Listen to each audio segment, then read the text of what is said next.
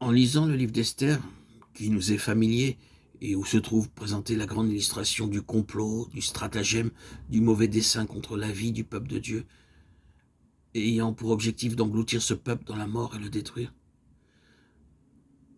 En lisant ce livre, en passant à ce livre, nous voyons le complot d'Aman. Encore une fois, ici c'est l'assaut sur la vie de ce qui procède de Dieu. Vous voyez à nouveau la jalousie de Dieu s'exprimer dans cette circonstance. Allons directement au Nouveau Testament et venons à notre Seigneur Jésus, car il rassemble tout en lui-même. Il est le dernier Adam, il est plus grand qu'Abel, tous les types de l'Ancien Testament sont rassemblés en lui. Mais souvenez-vous qu'à sa naissance même fut déclenché un affreux dessein de mort. L'intention du diable était de le détruire dès sa naissance. Nous devons passer plus loin bien des années après, car nous n'avons pas d'indication touchant les choses qui ont concerné sa vie, jusqu'à ce que nous le trouvions dans le désert.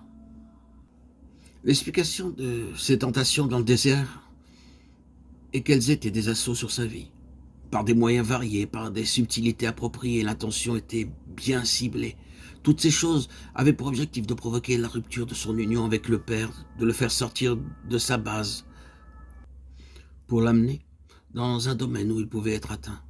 Nous devons bien voir que même lui, s'il s'était jeté du haut du temple, étant en pleine contradiction avec la volonté de son Père, ou s'il avait, selon l'objectif de l'ennemi, pour éprouver Dieu, cherché à le tenter au lieu de garder sa confiance en lui, il n'aurait pas été sauvé par les anges mentionnés par Satan, qui citent les Écritures. Les anges ne sont pas tenus de prêter leur aide à un homme, à une femme, qui, avec présomption, tenterait Dieu alors qu'ils sont appelés à croire en lui. Le Seigneur Jésus nous a montré cela dans sa propre vie. Ces tentations furent un triple assaut contre sa vie. Puis du désert il alla à Nazareth, où il ouvrit les Écritures. Cela eut comme résultat qu'il fut emmené au sommet de la colline sur laquelle leur ville était bâtie en vue de le précipiter en bas. Un peu plus tard, les Juifs se saisirent de Pierre afin de le lapider. Il leur posa la question. « Pourquoi cherchez-vous à me faire mourir ?» Jean 7, 19. Cette question voulait mettre en évidence quoi? Vous avez pour père le diable? Il était meurtrier dès le commencement. Jean 8, 44. Le Seigneur Jésus dévoile ce qu'il y avait derrière. Il discerne qu'en cela, il y a plus qu'une opposition humaine, plus qu'un antagonisme de cet ordre. Il désigne le diable comme le meurtrier, celui qui s'insurge contre sa vie. Nous le suivons jusqu'au lac où la tempête fait rage, au point que ceux qui sont très familiers avec de telles tempêtes craignaient pour leur vie même.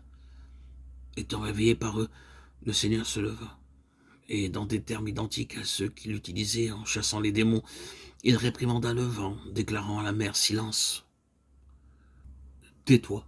Et la tempête s'apaisa, montrant que derrière elle d'autres forces agissaient, cherchant à l'anéantir. Nous l'accompagnons ensuite dans le jardin, puis jusqu'à la croix.